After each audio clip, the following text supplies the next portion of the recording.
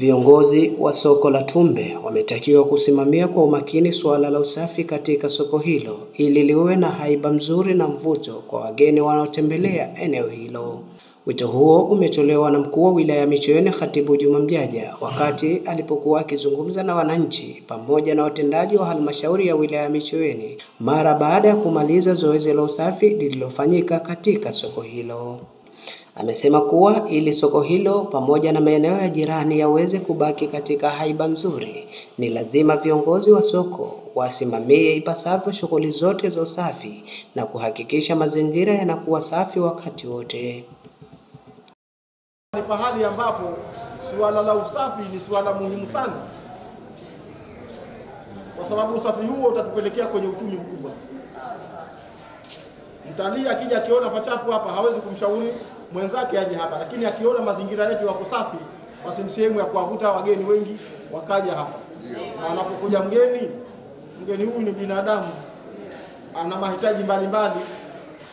Kama hakula basi atakunywa, kama hakunywa atahitaji atembee. Lakini kukiwa kuchafu hapa, hata kutembea ataona shida, kwa sababu wenzetu wanajali sana masuala usafi na afya zao. Na naomba uongozi wa hapa, wenye viti wapo, wasimamizi wapo, kamati zipo, tuhakikishe kwamba tunapambania kwenye masuala ya usafi. Kwa upande wake, mkurugenzi wa halmashauri ya wilaya Micheweni Hamad Khatib Saleh amewataka wananchi wa kijiji cha Tumbe kuendelea kushirikiana na halmashauri katika kuhakikisha suala la usafi linapewa kipaumbele. Kwamba shughuli hii ya usafi ambayo inaadhimishwa kila tarehe 20 mwezi wa 9 ya mwaka husika, basi tukasema tuiazimishe katika maeneo yetu ya Tumbe bandarini.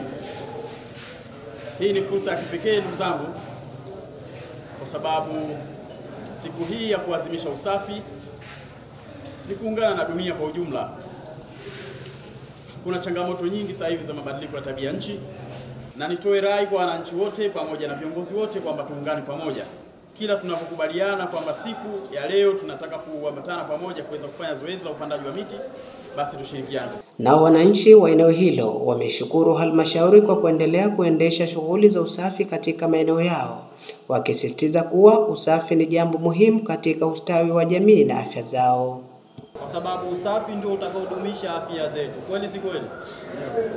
Usafi ndio peke yake ambao hata akija mgeni atakuona kwamba wewe msafi, na ataona kwamba kweli Tumbe inafuatika. Tunashukuru viongozi wetu hawa kwa muda huu ambao wamepoteza kuacha shughuli zao kwa siku ya leo kuja kujumuika na sisi wana Tumbe kupitia usafi huu wa mazingira.